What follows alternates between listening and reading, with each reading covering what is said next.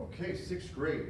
So last week we had selected a photo of a famous person that we were going to draw, and then we started working on getting the facial features. So for most of us, we had a drawing similar, right, where you've got kind of the outline, nothing really shaded in, no details, just trying to get where some of the figures are in the picture. And today we're going to work on some shading and get the hair in and the neck and shirt as well. All right. So hopefully then we'll have something similar to this when we're finished. All right. So coming back to our beginning sketch, we really want to make sure that you've got your picture close by so that we can observe what's going on. All right. And I usually start around the eye area for me and making sure that everything looks okay.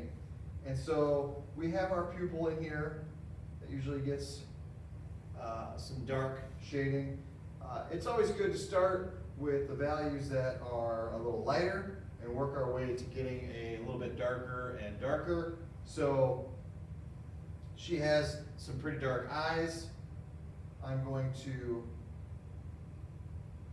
darken around the edge. And even though this is a black and white photo, she probably has some dark brown eyes. So I'm going to start with kind of a gray tone and work my way in there. All right.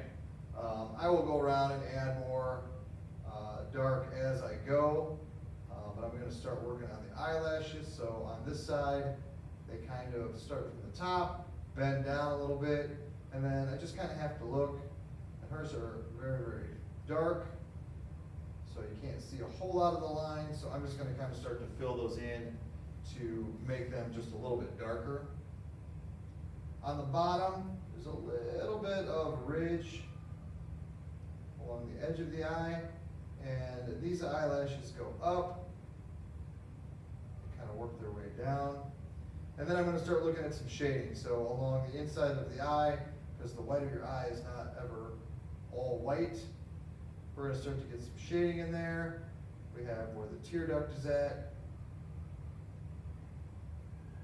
And I will start to blend some of those things out.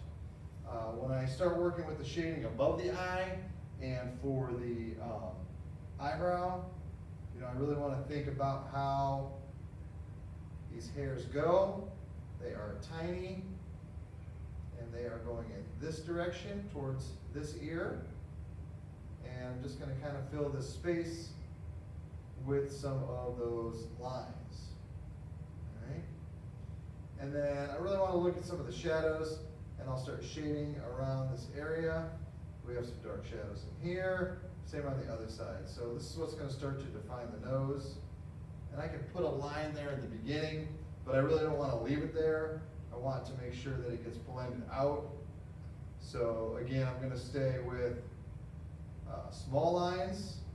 You can blend with your finger a little bit. You just got to make sure that it's going to blend.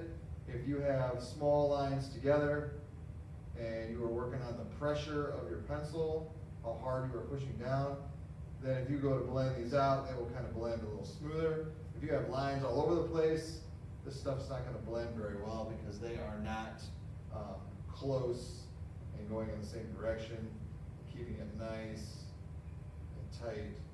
When it's loose like this, it's hard to blend all those lines. So just like in my final, all right, I went around, I'm looking at the different values, making sure that I'm trying to get it very similar. Most of the time, I go back in and start to add a lot of my darks in there. But I'm also looking at some slight shadows, so she has some shadows along the edge. You'll notice it's not just a straight line. A lot of people like to draw a straight line. We want to make sure that we are blending our shadows in there. If you ever get it where it's too much, it's just starting to get a little bit too smudgy, I can go in with my eraser, but I like to kind of go with circles, try to blend some of that out. I mean, it's a lot lot easier if you can stay focused and not keep the white in there. Or keep the white in there so that you don't have to go back in with your eraser. But sometimes that's not always what's gonna happen. So really wanna look at the face. It all has some shading around it, all the way around. And then you can see some of those light areas that I want to kind of stand through, all right? And then as I look at the hair, I'm gonna start drawing the lines in the direction that they're growing. So a lot of these are nice and long and they're going this way. So the length that the hair is and the direction that it's growing, that will help keep you kind of consistent. As far as lights and darks go, you can see I've started to leave some areas where there are some lighter spots. This one I also go in with my pencil sometimes, but it does make your pencil a little dirtier. So you want to find a scrap piece of paper where you can kind of erase and remove some of the darkness from your eraser. And you can see I get a pretty good line in here. But what's nice about this is I can always go back once I have it in there and kind of define it a little bit better. But I don't want to make that my only case where I have to go in and erase the lights. I want to leave those behind and then just touch them up as needed. All right. So just look at how the hair goes. We have a lot of curls. These are a little straighter. It's got a little bit of a sway to it. She has some kind of wispies that come out from each side. All right. And then I look at the neck. She has some nice dark shadow underneath the chin and around the collar. And then her shirt's kind of lighter. I might give it a little bit of a tone. But usually what happens is I have to go back in and add some more darks and just darken some things up. So that's usually the final step for me, is to make sure that I have the nice dark edges that you would see within the face. All right? Take your time. Really, it's a slow process, especially when you're in this stage here, where you just need to kind of go in and just lightly blend and get some of those very, very light gray tones in there. And then you can progress to getting a little bit darker and a little bit darker until you can get the picture to look similar to what you've got there. All right? And it's really on keeping things smooth, you know, make sure the hair's going the right direction and you're trying to get the length. And then I'm going in right now to add my darks. So I've got a few darks I've got to get in there as well to start to get it to really pop. Okay? Guys, we're working on it this week and then we're starting something new next week. So hope to see you then.